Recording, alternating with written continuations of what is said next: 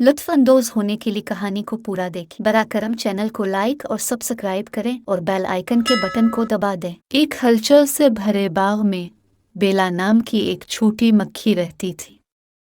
बेला अपनी गैर मुतज़लज़ल हिम्मत के लिए मशहूर थी। हर रोज़ वो अपने छत्ते के लिए अमृत जमा करते हुए एक फूल से दूसरे फूल तक जाती थी।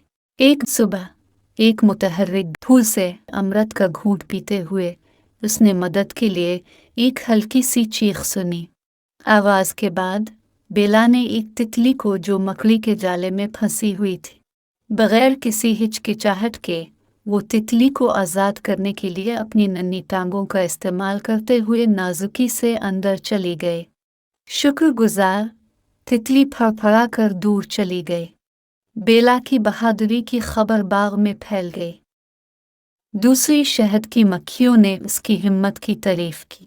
लेकिन एक दिन एक डूबते हुए लेडीबग को खड्डे में बचाते हुए बेला एक चिपचिपा मादे में फंस गई। जब उसने मदद के लिए आवाज़ दी तो चींटियों का एक ग्रुप उसकी मदद के लिए दौड़ा। एक साथ उन्होंने बेला को चिपचिपी सूरत हाल से बचाते हुए इसके नीचे एक पत्ती को धकेल दिया। बेला की कहानी का अखलाक वाज़े है, चाहे आप कितने ही छोटे क्यों ना हों, हिम्मत और मेहरबानी अहमियत रखती है। बेला की बहादुरी ने सिर्फ दूसरों को नहीं बचाया, जब उसे इसकी सबसे ज़्यादा ज़रूरत थी तो उसने मदद भी की।